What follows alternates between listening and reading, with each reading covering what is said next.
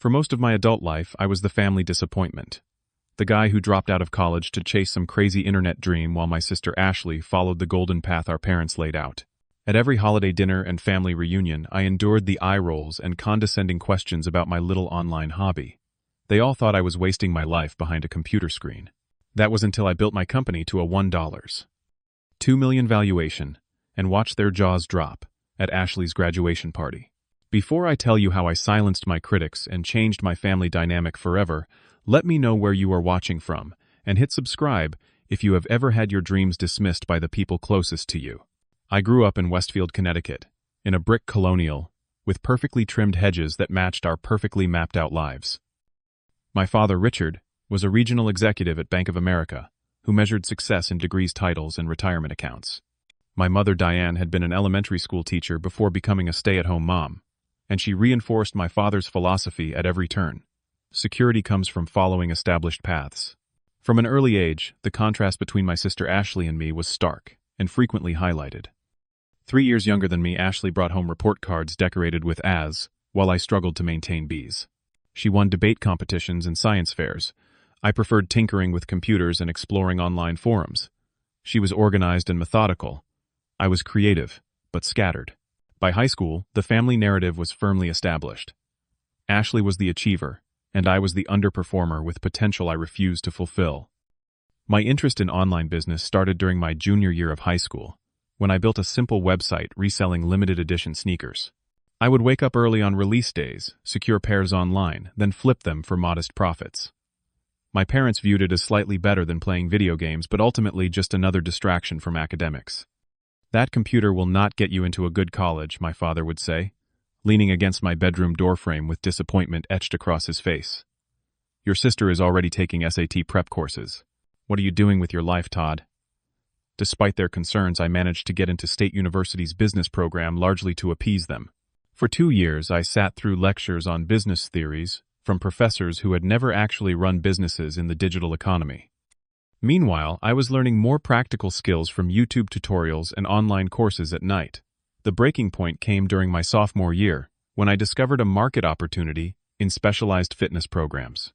I stayed up for 3 days straight building a business plan and website mock-up. The excitement I felt creating something real contrasted sharply with the soul-crushing boredom of my marketing statistics class. I knew what I had to do. "I am dropping out," I announced during a weekend visit home, my hands trembling around my coffee mug at the kitchen table. The silence that followed was suffocating. My mother covered her mouth. My father's face reddened. "To do what exactly?" he finally asked, his voice dangerously calm. "I have a business idea. An online platform for customized fitness plans. There is a real market for it, and traditional education is just slowing me down." The argument that followed was nuclear. My father called me delusional and irresponsible. My mother cried. Ashley watched silently from the staircase, wide-eyed. "If you throw away your education for some internet fantasy, do not expect us to support you," my father concluded. "Get a real job or move out. Those are your options." 2 weeks later, I packed my belongings into my Honda Civic and moved into a studio apartment so small I could touch opposing walls with outstretched arms. My furniture consisted of a secondhand mattress on the floor, a wobbly desk from Goodwill, and a camping chair. The internet connection was spotty at best, but it was mine. My first business, Fit Plan Custom, launched with enthusiasm but failed spectacularly within 6 months. I had not properly validated the market or calculated customer acquisition costs. My meager savings evaporated, and I picked up night shifts at a local warehouse to keep the lights on. That Christmas was particularly painful. I sat at the family dinner table while everyone celebrated Ashley's early acceptance to an Ivy League law school. "And what about you, Todd?" my father asked loudly during dessert. "Still playing with your website instead of getting a real career?" "The business is in a transition period," I said carefully. My father laughed. "In other words, it failed, just like we warned you." Each dismissive comment, each condescending glance, each comparison to my sister's conventional success only hardened my resolve. I would prove them wrong, or die trying. What they saw as stubborn denial, I recognized as persistence. While they celebrated Ashley's every academic achievement with parties and gifts, my small business milestones went unacknowledged. I stopped sharing them. After the fitness plan failure, I spent weeks analyzing what went wrong. The fatal flaw wasn't the concept, but my approach. I had built a product without confirming customer demand. This time would be different. I discovered a significant gap in the outdoor equipment market. Major retailers offered either low-quality budget gear or outrageously priced premium equipment with little middle ground for serious outdoor enthusiasts on reasonable budgets. With my remaining $500, I started a dropshipping business, focusing on specialized camping gear. My days became an endless cycle: wake up at 5 a.m., work on the business until my warehouse shift at 3 p.m., then return home at midnight to work until I collapsed from exhaustion. I taught myself digital marketing through free YouTube tutorials, tested Facebook ad strategies with $5 daily budgets, and cold emailed outdoor bloggers offering free products for reviews. The financial stress was crushing.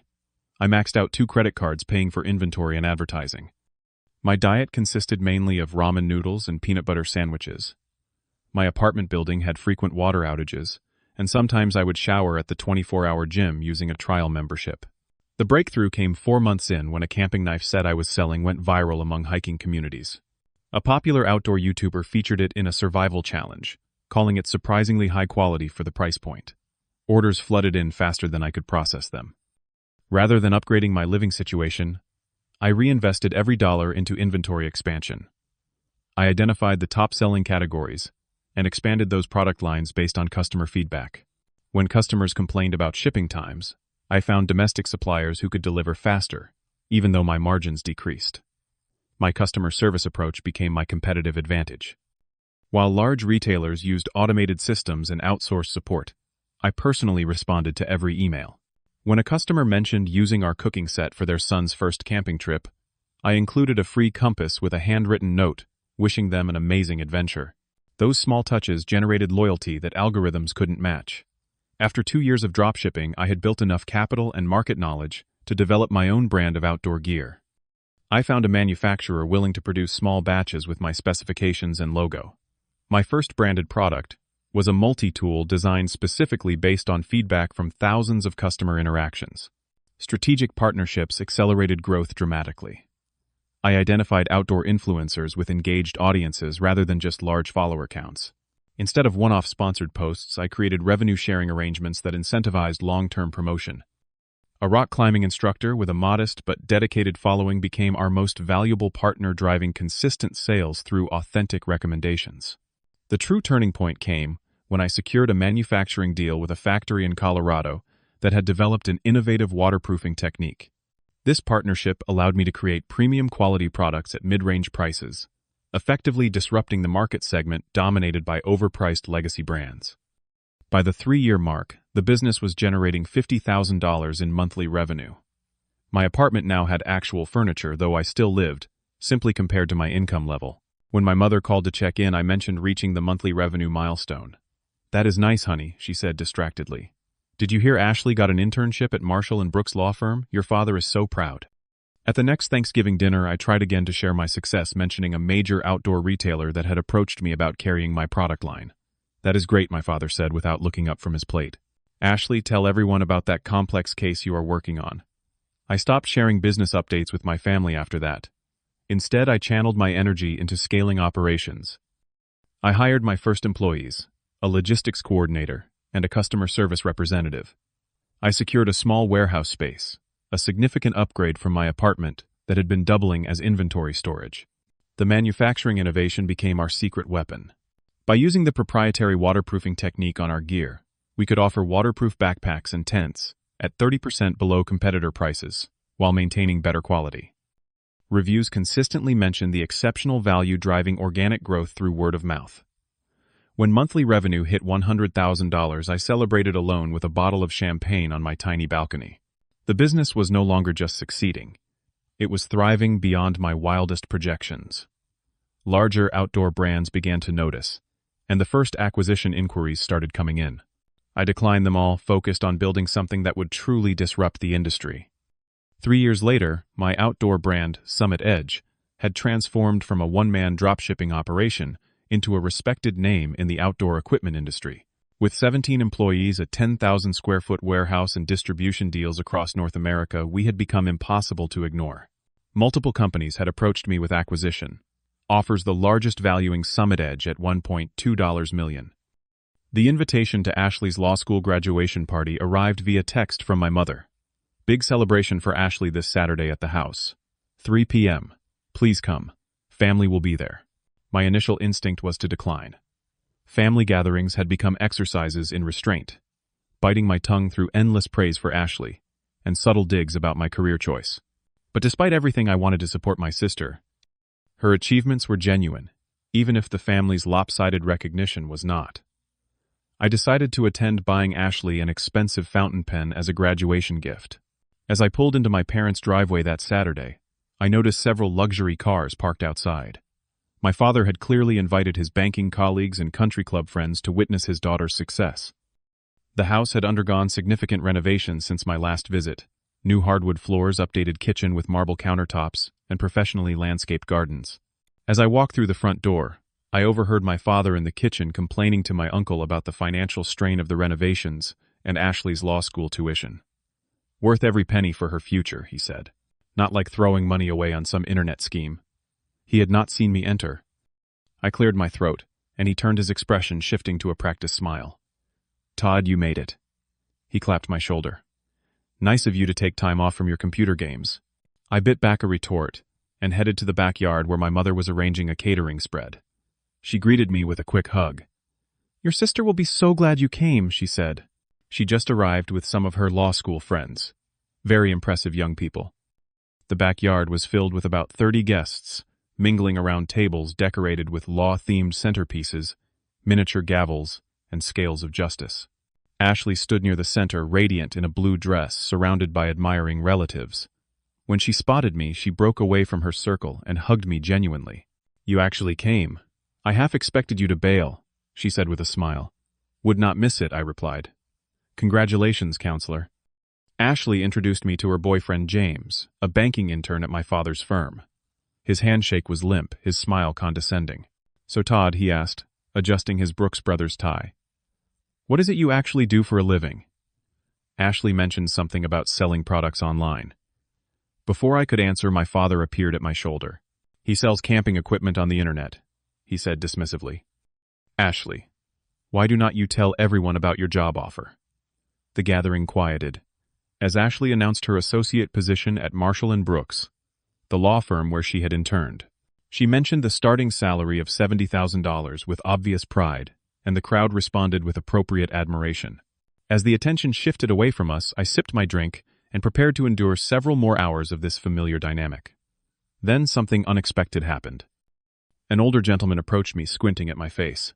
Excuse me, did I hear correctly that you run an online outdoor equipment business? I nodded cautiously. Not Summit Edge by chance. The question surprised me. Yes, that is my company. The man's face lit up. I am Professor Williams. I teach business entrepreneurship at Yale. I have been using your company as a case study in my digital marketing class. Your SEO strategy and customer retention rates are remarkable. Conversations around us quieted as the professor continued enthusiastically, loud enough for nearby guests to hear. Your approach to market disruption in a category dominated by established players is precisely what I try to teach my students. The way you leveraged manufacturing innovation to undercut pricing while improving quality metrics is textbook perfect execution. My parents had drifted closer, identical expressions of confusion on their faces. Summit Edge is your company, my mother asked, her voice uncertain. The professor turned to address the growing audience.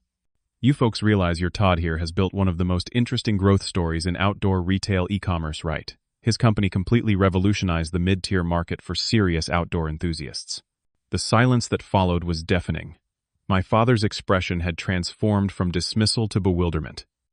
I heard rumors about an acquisition offer, Professor Williams continued, turning back to me. Something in the 7 figures, if I recall correctly. Every eye at the party fixed on me. Ashley's mouth had formed a perfect O of surprise. We have had several offers, I said calmly. The latest values the company at $1.2 million. I am still considering my options. The sound of breaking glass cut through the silence. My mother had dropped a serving dish, her hands trembling. $1.2 million, my father repeated, his voice barely audible. Yes, I confirmed. Though I am more interested in the strategic partnerships than the valuation. Ashley pushed through the stunned onlookers and threw her arms around me. Todd, that is incredible. Why did not you tell us? I met her eyes and saw genuine happiness there, untainted by the jealousy I might have expected. "I tried," I said quietly. "Several times." The party's focus had completely shifted. Guests who had barely acknowledged my arrival now clustered around, eager to hear about my business journey. My father's banking colleagues peppered me with questions about investment strategy and growth metrics. The law school friends who had been so dismissive earlier now handed me business cards mentioning their expertise in corporate law. Through it all, I caught glimpses of my parents standing at the periphery, looking shell-shocked, as if a long-held worldview was crumbling before their eyes. As the party continued with its new focus, my father approached me on the patio, where I had stepped away for a moment of quiet. "Can we talk?" he asked, his authoritative tone notably absent. I nodded, and he sat beside me on the garden bench, staring at his hands. "Why did not you tell us things were going so well?" he finally asked. The question struck me as so absurd that I nearly laughed. "I did tell you, Dad, multiple times over the years. You were always more interested in changing the subject back to Ashley," he winced. "I thought you were just. I did not realize that I could succeed without following your plan," I finished for him. My mother appeared, her eyes red-rimmed. "We saw you struggling in that terrible apartment working warehouse shifts. We thought your business was failing." "It was hard at first," I acknowledged. "Most startups are. But for the past 2 years, I have been trying to share the successes." "We did not listen," my mother said, softly, tears welling in her eyes. "We were so convinced our way was the only way to succeed." My father cleared his throat. "I was wrong, Todd. I should have supported your vision instead of dismissing it." The admission was unprecedented. My father had never acknowledged being wrong about anything in my entire life. I felt a complex mixture of emotions, vindication, lingering hurt, but also an unexpected sense of relief. The validation I had sought for so long had finally arrived, but I discovered it meant less than I thought it would. Somewhere along my journey, I had stopped needing their approval. "I appreciate that," I said simply. Ashley joined us, her graduation celebration now thoroughly overshadowed. To her credit, she seemed more amused than upset. "So my boring big brother is actually a secret millionaire entrepreneur," she said, smiling. "That is way more interesting than another law school graduate." In the weeks that followed, I made my decision about the acquisition offer. Rather than selling outright, I negotiated a deal that allowed me to maintain majority ownership while accepting strategic investment from an outdoor retail conglomerate. The partnership provided distribution channels that would have taken years to build independently. I used part of the money to establish a scholarship fund for entrepreneurs pursuing non-traditional education paths. The irony was not lost on my parents when I named it after my grandfather, who had built a successful construction business with only an 8th grade education. The family dynamic shifted dramatically. My father began calling for business advice tentatively at first, then with increasing frequency. My mother asked thoughtful questions about e-commerce and digital marketing.